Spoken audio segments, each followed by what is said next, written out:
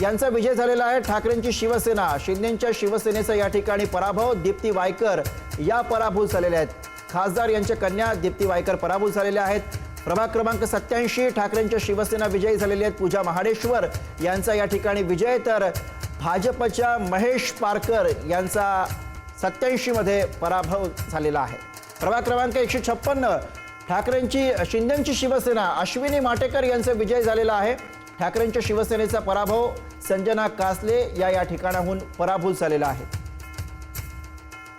प्रभाग क्रमांक 157 ठाकरेंच्या शिवसेनेचा विजय झाला आहे। सरिता मस्के या विजयी झालेल्या आहेत।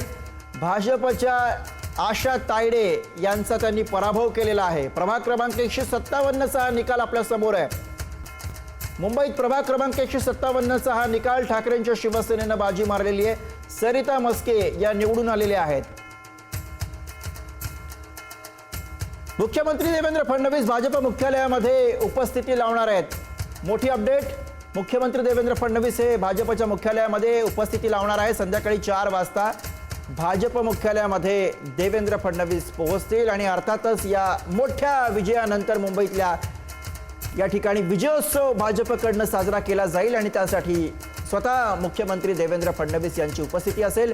संध्याकाळी 4 वाजता देवेंद्र फडणवीस हे भाजपच्या मुख्यालयामध्ये पोहोचतील अशा स्वरूपाची माहिती। तर देवेंद्र फडणवीस यांच्या उपस्थितीमध्ये भाजपचा हा मोठा विजयोत्सव आपल्याला मुंबईमध्ये पाहायला मिळणार आहे। मोठं यश भाजपच्या पदरामध्ये मुंबईत पडलेलं आहे आणि या विजयाचा तसाच मोठा उत्सव आज मुंबईमध्ये पाहायला मिळणार आहे आणि यासाठी मुख्यमंत्री देवेंद्र फडणवीस हे आज संध्याकाळी 4 वाजता म्हणजे पुढच्या तासाभरामध्ये या ठिकाणी भाजपच्या मुख्यालयामध्ये हजेरी लावतील।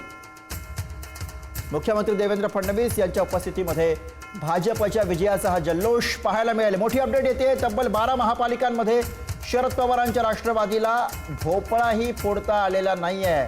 शरद पवार यांच्या राष्ट्रवादीची ही पिछेहाट। फक्त ठाणे, पुणे, पिंपरी आणि सांगलीमध्ये शरद पवारांच्या राष्ट्रवादीला जागा जिंकता आलेली आहे। तब्बल 12 महापालिकांमध्ये शरद पवार यांच्या राष्ट्रवादीला शून्याच्या पुढेही जाता आलेलं नाही। फक्त ठाणे, पुणे, पिंपरी आणि सांगलीमध्ये शरद पवारांच्या राष्ट्रवादीनं या ठिकाणी विजय मिळवलेला आहे। मुंबई महापालिकेमध्ये भाजपनं ऐतिहासिक शतक केलेलं आहे। भाजपची ही मुंबईमधली कामगिरी, मुंबई महापालिकेमध्ये भाजपला 100 जागा मिळालेल्या आहेत। भारतीय जनता पक्षाचं हे शतक 2017च्या तुलनेमध्ये भाजपला 18 जागांचा फायदा झालेला आहे।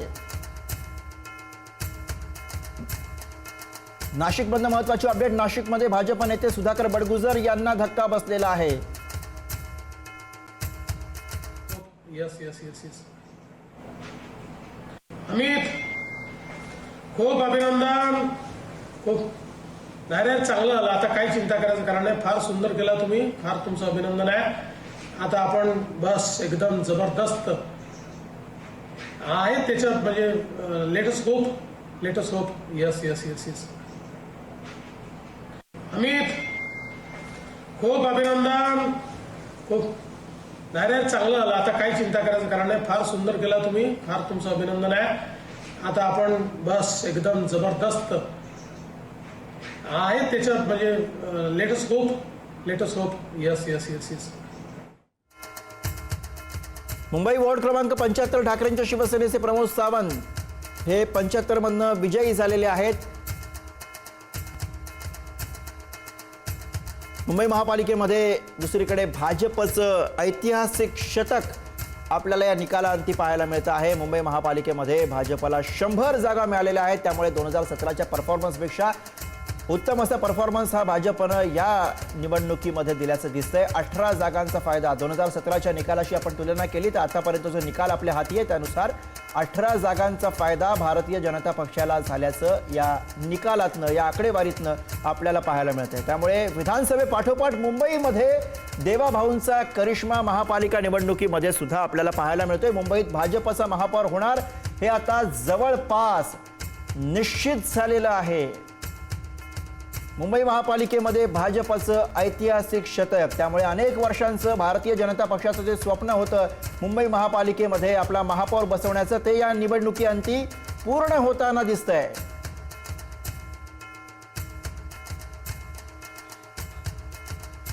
तुम्ही याच ठिकाणी जोरदार बॅटिंग करताना आम्ही बघितलंय. इतकं रिलॅक्स कसं काय तुम्ही? नाही, रिलॅक्स तर म्हणजे अगदी तसा रिलॅक्स वाटत असेल पण मी नव्हतो, कारण जोपर्यंत प्रत्यक्ष निकाल येत नाही तरी पण मला असं वाटतं की तोपर्यंत काळजी असतेच आहे. किती मी ओव्हर कॉन्फिडंट कधीच नव्हतो. आत्मविश्वास होता, परंतु फाजील आत्मविश्वास कधी बाळगला नाही. त्यामुळे पुणेकरांवरचा जो आमच्यावरचा विश्वास होता तो जाणवत होता, तो दिसत होता मला. आणि म्हणून मी पहिल्या दिवसापासून म्हणत होतो की आमच्या 120 ते 125 जागा निवडून येतील. आजचे कल पाहता नक्कीच इथपर्यंत जातोय आम्ही.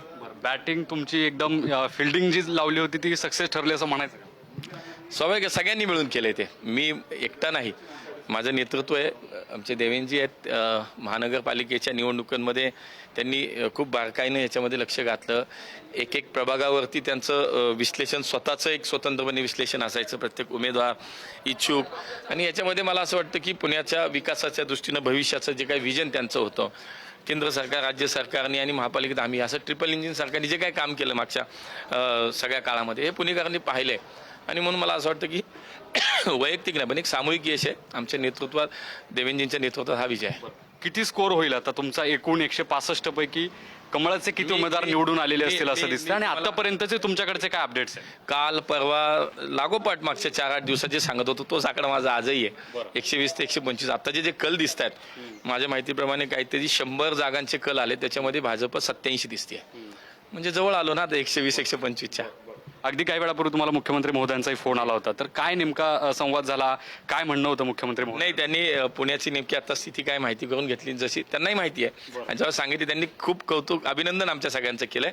मी उलट त्यांचं अभिनंदन केलं, कारण शेवटी ती एक आमची एनर्जी आहे, ताकद आहे आमची, आणि ते आम्हाला ताकद देतात. शेवटी एक दिशा देणारं एक नेतृत्व लागतं, ते नेतृत्व देवेंजीमध्ये आहे. त्यामुळे खाली तर आम्ही सामूहिकरित्या सगळ्यांनीच काम केलं, पण त्यांच्या नेतृत्वात जे काही काम आम्हाला यश मिळतं हे मला असं वाटतं त्यांच्या नेतृत्वात आहे. हे सगळं घडत असताना काय आव्हानं तुम्हाला या सगळ्या परिस्थितीत वाटत होती, जी तुम्ही आतापर्यंत ज्या पद्धतीने 120चे आकडे 125 पर्यंत तुमची मजल जाई असं सांगताय, तर कशा पद्धतीनं तुम्हाला मागच्या इतक्या दिवसांमध्ये काम करावं लागलं ज्याचं हे फलित आहे असं तुम्हाला वाटतं? एक सगळ्यांनी काम केलं, खूप काम केलं. म्हणजे प्रत्येक आमचा कार्यकर्ता काम करत होता, प्रत्येक पदाधिकारी काम करत होता. मला विशेष कौतुक माझ्या पक्षातल्या त्या कार्यकर्त्यांचं वाटतं की खरं तर खूप वर्ष काम केली पण संधी नाही मिळाली. अशा सुद्धा माझ्या सगळ्या कार्यकर्त्यांनी आणि माझ्या काही माझी नगरसेवक म्हणून ज्यांना संधी नाही मिळेल अशा सुद्धा दुसऱ्या दिवशी अशा लोकांनी कामाला सुरुवात केली. मला ते कौतुक खूप आहे. खरं तर पुणेकर जनतेला तर निश्चित त्यांनी आमच्यावर विश्वास ठेवला, आमच्या नेतृत्वाने त्याच्यामध्ये निश्चितपणे आम्हाला साथ दिली, कसं काम केलं पाहिजे, निवडणुकीची रणनीती सगळ्यांनी. पण मला असं वाटतं कार्यकर्त्याला श्रेय दिलं पाहिजे. तर खरं ही जे कार्यकर्त्यांची टीम होती, जे पक्षाशी, विचाराशी, तत्वाशी संस्कार जे घडलेत त्याच्याशी प्रामाणिक झाले, मला तर खरं त्यांचं कौतुक वाटतं. मी त्यांच्याप्रती तर खरं मला कृतज्ञता भाव व्यक्त केला. या निमित्तानं अजितदादांना काय सांगाल की ज्या पद्धतीनं त्यांनी दावे केले होते, त्यांनी ज्या पद्धतीनं भाजपवर टीका केली होती, त्याला काय उत्तर असणार आहे? नाही, उत्तर पुणेकरांनीच दिलं आता, त्यामुळे मला वेगळं उत्तर द्यायची आवश्यकता नाही.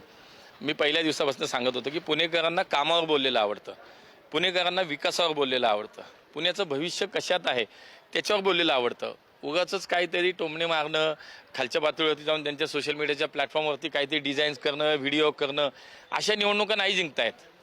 निवडणुका ह्या लोकांसाठी असतात. तुम्ही लोकप्रतिनिधी निवडून देणार आहात, तुम्ही गल्ली बोळातले काही भाई गुंड दादा निवडून द्यायची निवडणूक नाही आहे ही. मला असं वाटतं पुणेकर जनतेने त्याचं उत्तर दिलं आहे. जी सगळी तुम्ही आत्तापर्यंत तयारी केलेली होती, या सगळ्या तयारीत या आत्तापर्यंत मिळालेला तुमचा जो विजय आहे, जे संख्याबळ तुमच्याकडे बघायला मिळतंय, या सगळ्याचं श्रेय कोणाला द्याल? कशा पद्धतीने ही निवडणूक रंगली असं तुम्हाला वाटतं? मी पहिल्या दिवसापासून सांगितली, निवडणूक रंगलेली बाहेर वाटत होती वरचेवर. मी पहिल्या दिवसापासून सांगितलं की निवडणूक एकतर्फी होणार आहे. का? आम्ही केलेलं काम लोकांपुढे आहे. मोदीजींच्या सरकारनं 11 वर्षात केलेलं काम आहे. मेट्रोसारखे प्रकल्प पुण्यात चालू झाले, नद्यांचे प्रकल्प, खूप कामं झाली. दुसऱ्या बाजूला देवेंजींच्या नेतृत्वात या शहराचं भविष्याचं जे काही विजन आहे ते पुणेकर पाहतायत, ते दिसते, रोज ते बोलतायत. आणि आम्ही 5 वर्ष केलेलं काम हे सगळं पाहता मला विश्वास होता की ही निवडणूक एकतर्फी आहे. श्रेय तर मी नक्की पुणेकरांना यासाठी देईन की पुन्हा एकदा त्यांनी कामावरती विश्वास ठेवला आणि आम्ही जे मांडलंय संकल्पपत्र ते त्यांनी स्वीकारलंय की हा ठीक आहे, केलेली कामं ठेवली आहेत, भविष्यात पुढच्या 50-100 वर्षात पुण्याचा विचार करून आम्ही काय करणार याचं संकल्पपत्र ठेवलंय. ते त्यांना कदाचित ते सुद्धा त्यांनी स्वीकारलं की हो, हे भाजपच करू शकतं.